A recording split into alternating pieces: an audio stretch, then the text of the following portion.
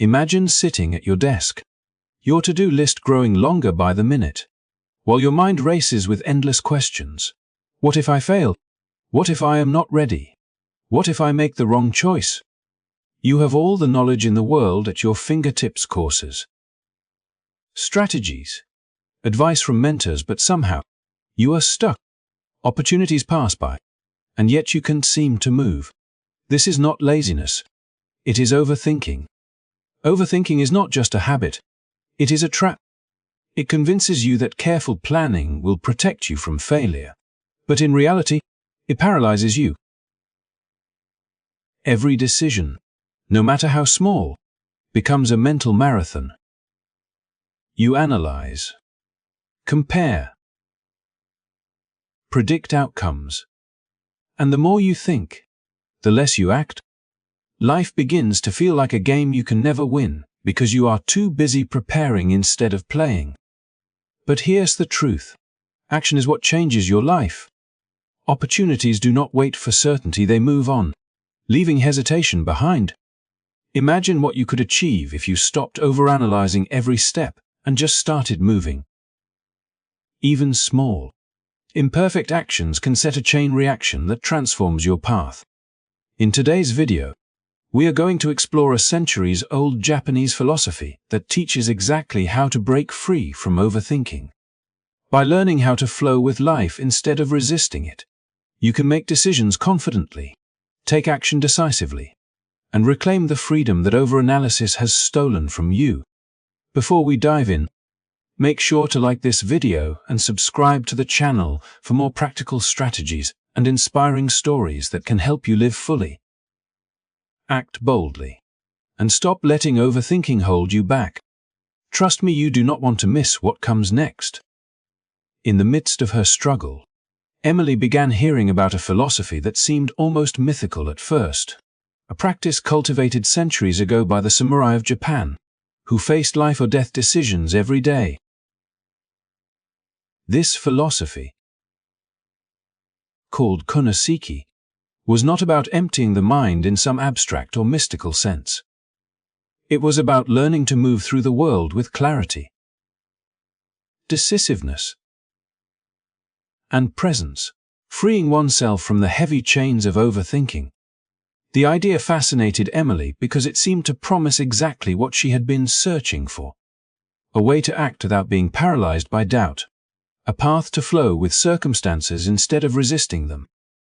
The essence of konoseki lay in embracing the void, not a void of emptiness in the sense of nothingness, but a space where the mind is free from excessive interference, where instinct and intuition guide action rather than endless calculation.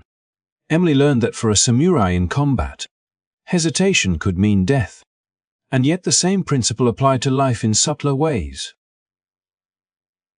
Each opportunity, each decision, was like a fleeting moment in a duel.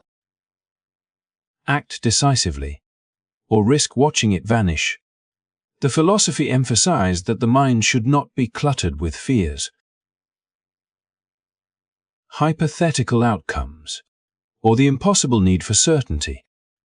Instead, it should be trained to trust the body's knowledge, the intuition shaped by experience, and the clarity of the present moment.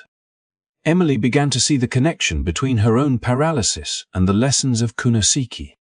She had been trying to control the future through relentless analysis, believing that with enough preparation she could eliminate fear entirely. What she did not realize was that fear was not her enemy. Fear was simply part of the landscape of action, and trying to remove it by overthinking only made her hesitate further. In studying konoseki, she discovered that action itself was the antidote, and that courage was not the absence of fear but the choice to move forward despite it. The philosophy did not promise perfection or certainty. Instead, it offered a way to step into life fully, aware, present, and unbound by the paralysis of analysis. As Emily reflected on the samurai's way, she noticed that her own moments of clarity and decisiveness had come not from careful calculation, but from instinctive responses to challenges, times when she trusted herself without knowing every detail in advance. Konoseki was a formalization of this natural state, a discipline that encouraged cultivating trust in one's own judgment and flowing with circumstances rather than attempting to control every variable.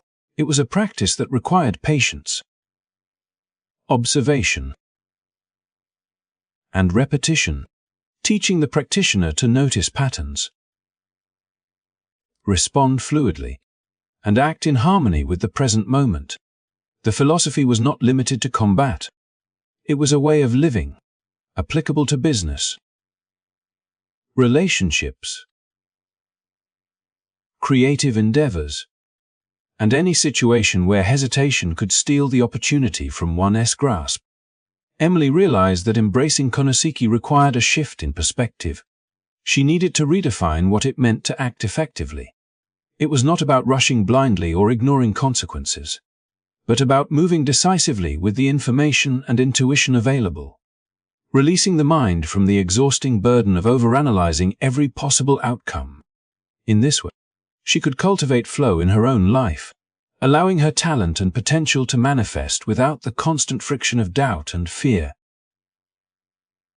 The philosophy, once a tool of warriors, became a guide for Emily's own journey, showing her that freedom, creativity, and meaningful action were born not from certainty or perfection, but from trusting the process, embracing the void, and allowing her instincts to guide her forward. By internalizing Konoseki, Emily began to transform the way she approached every challenge, discovering that the most powerful actions often emerge when the mind is quiet and the body and intuition are fully engaged, flowing naturally with the rhythm of life. Emily Carter was the kind of person who drew attention without even trying, someone whose intelligence and natural leadership qualities were obvious to everyone around her. Yet she somehow remained stuck in a cycle of hesitation and doubt that prevented her from ever fully stepping into her potential. She had earned a degree in business administration and worked as an analyst at a mid-sized company, a position that allowed her to demonstrate competence, but never quite matched her abilities. Her colleagues relied on her instinctively. When projects stalled or clients were dissatisfied, Emily was the one who solved the problem, untangled the chaos, and brought clarity to situations that seemed impossible to navigate. She possessed a rare combination of strategic thinking, empathy, and vision that others instinctively recognized, yet she herself failed to see it. Despite all the proof of her capabilities, Emily was trapped by her own mind. Every opportunity that came her way became a battlefield of analysis, fear, and what is. When a colleague suggested she start a consulting firm, Emily dove headfirst into research. She meticulously studied business models, pricing strategies, competition, legal frameworks, and potential profit margins, convincing herself that thorough preparation was the path to certainty and security.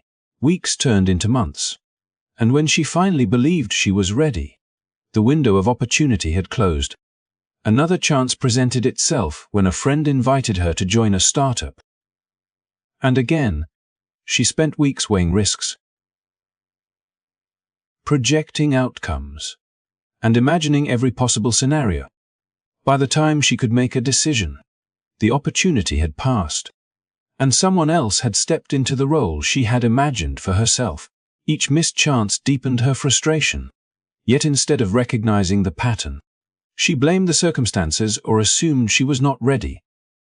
Emily's fear of failure and relentless pursuit of certainty created an invisible prison. She believed that if she could just plan enough, think enough, and anticipate every variable, she could control the future and eliminate the possibility of making a mistake. In reality, her constant analysis only reinforced her inaction, producing more questions than answers and a growing sense of paralysis. She became aware that she was not indecisive because she lacked ability, but because she was attempting to manage uncertainty in a way that no human could.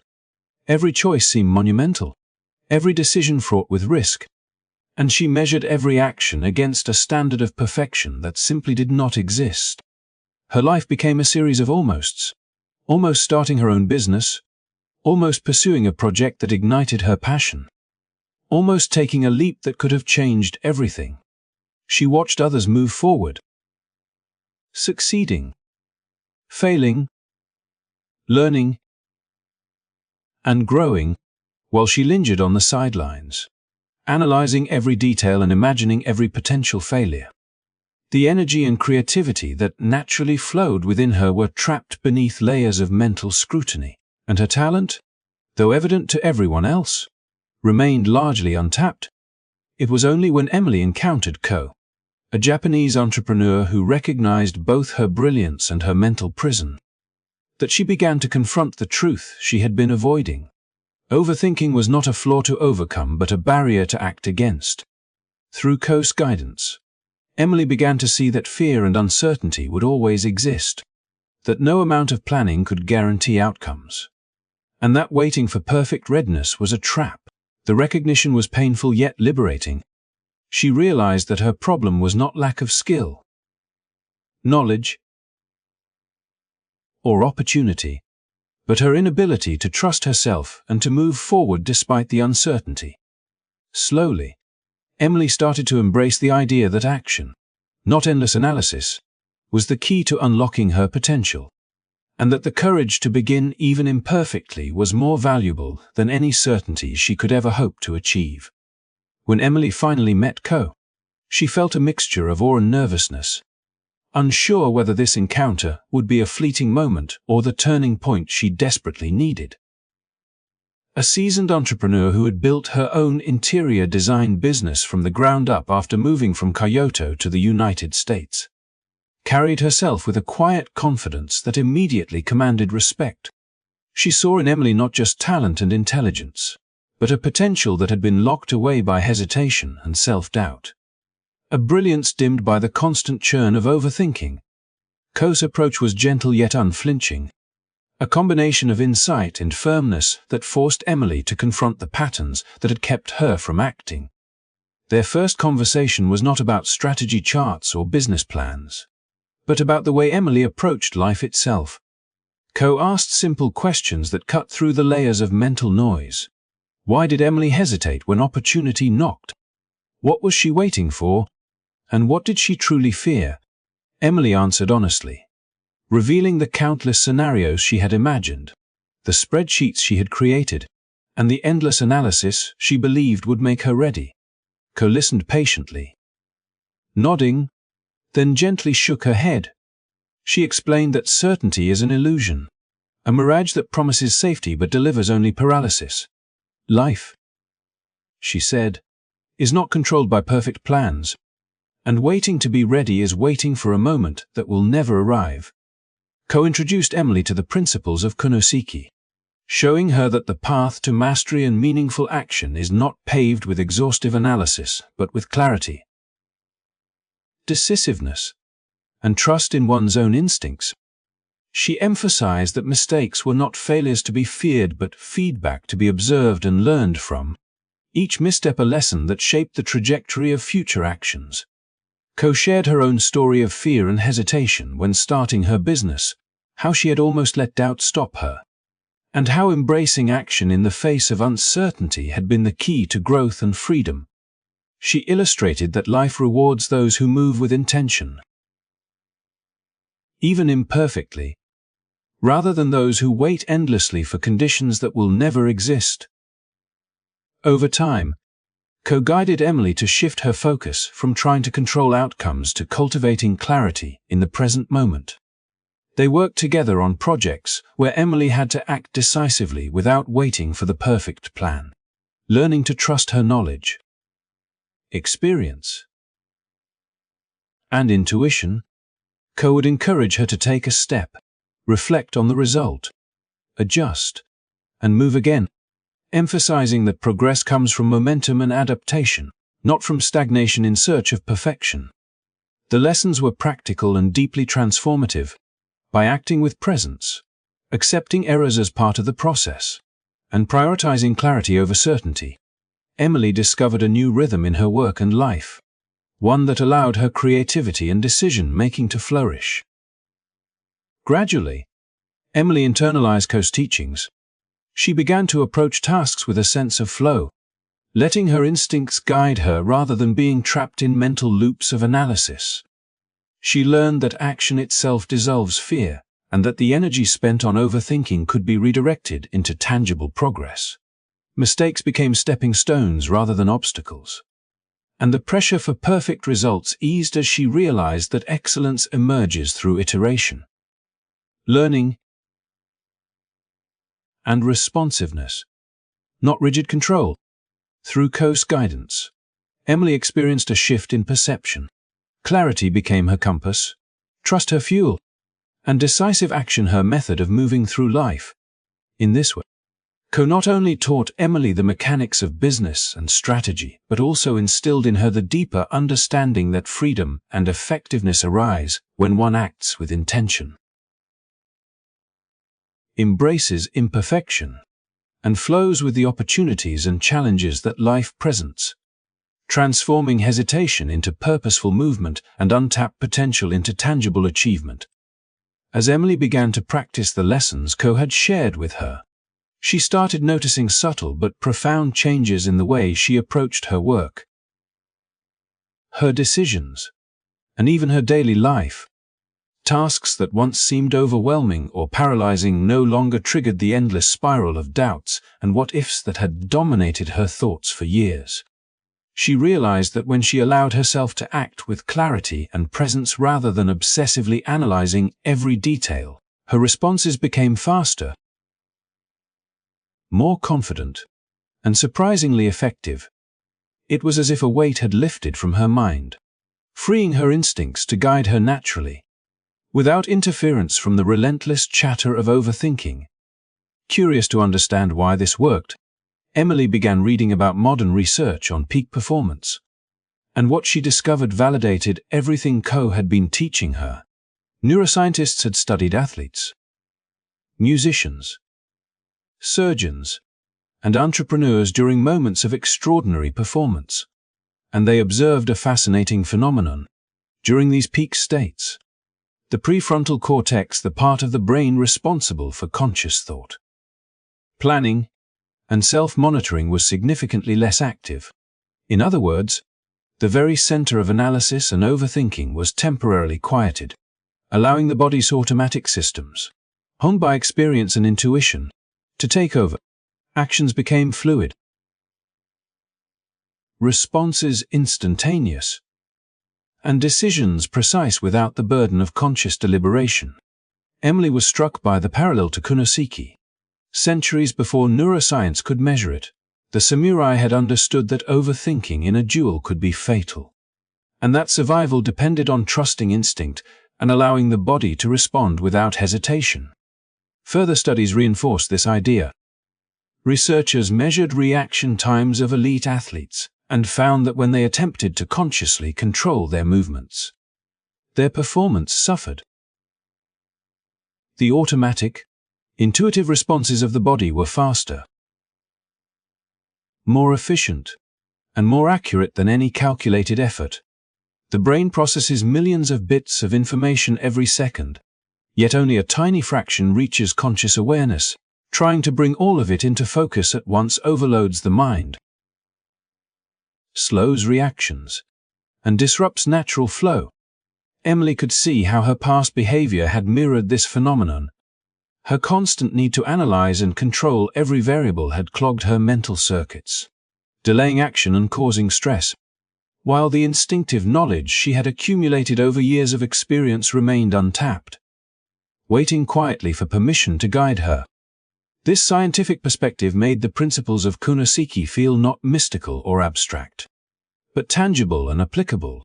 Flow, as modern psychologists called it, was simply the state Ko had been teaching her to cultivate, a seamless integration of mind and body, where awareness, intuition, and skill converge to produce effortless excellence. Emily realized that the fear she had been trying to eliminate through thought was actually diminished by action itself. The more she acted, the more her instincts sharpened, and the clearer her decisions became. The connection between neuroscience and ancient wisdom illuminated a path forward. Rather than endlessly calculating, she could engage with life fully, trusting that her intuition, shaped by experience and guided by clarity, would lead her effectively. With this understanding, Emily approached her work with renewed confidence. She began to embrace moments of uncertainty as opportunities to practice flow, testing her instincts, adjusting in real time, and observing the natural intelligence of her own mind-body connection. Mistakes no longer felt catastrophic, they were feedback, signals that refined her responses and strengthened her skill. Decisions that once caused sleepless nights became moments of engagement, where she acted decisively and adapted fluidly, discovering that the liberation from overthinking unlocked not only efficiency but creativity, innovation, and satisfaction. In bridging the wisdom of the samurai with modern neuroscience, Emily learned that true mastery comes not from relentless thought, but from allowing instinct, intuition, and flow to guide action, transforming hesitation into movement and potential into achievement. As Emily reflected on the journey she had undertaken, from the days of endless spreadsheets and hypothetical scenarios to the present, where decisions flowed naturally and opportunities were met with confidence, she understood a truth that had eluded her for years. True success is not about having perfect plans, exhaustive knowledge, or control over every outcome. It is about presence, action, and freedom from the prison of overthinking. Life does not wait for certainty, and waiting for it only guarantees missed opportunities. What matters is the ability to start, to take the first step even when the path ahead is unclear, and to trust in your instincts and the experience you carry within you. Emily realized that small actions, taken consistently and deliberately, had a compounding effect. Each step, no matter how imperfect, was a thread weaving together the larger fabric of achievement. By focusing on clarity rather than certainty, she learned to see the immediate possibilities in front of her instead of being paralyzed by what might happen in the distant future.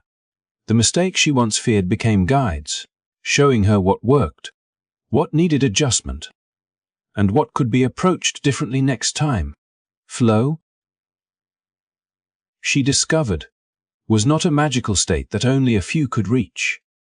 It was a natural rhythm available to anyone willing to move with presence and trust in their own abilities. Ko's teachings and the philosophy of Konoseki had equipped Emily with a framework for navigating life that transcended business or career. It was a way of being, to approach every project, every challenge, and every interaction with full attention, courage, and adaptability. She began to see that freedom was the ultimate measure of success, not titles, money, or external validation, but the capacity to act without being ensnared by fear or doubt, to create, decide, and evolve in harmony with life rather than in opposition to it. By letting go of the compulsion to control everything, Emily found joy and purpose in the journey itself, discovering that the act of moving forward with intention was both the destination and the reward. Now, as she continued to build her business and embrace new opportunities, Emily carried with her the understanding that overthinking would always be a temptation, but it no longer had power over her. The tools she had learned, clarity, instinct, decisive action, acceptance of mistakes, and trust in the process, allowed her to flow with life, turning hesitation into momentum, fear into courage, and potential into tangible results. She knew that the path would never be perfect, that uncertainty would always be present, but she also knew that she had the capacity to navigate it with grace, confidence, and freedom. If this story resonates with you, and if you have ever felt trapped by your own thoughts, remember that the first step toward freedom is action. Start small. Trust yourself, and allow the process to guide you. Your instincts, experience, and presence are far more powerful than any overanalyzed plan. Thank you for watching, and if you found value in this video, do not forget to like and subscribe for more stories, insights, and strategies to help you act boldly. Live fully, and embrace the flow of life. Your journey toward clarity and action begins now. Take that step today.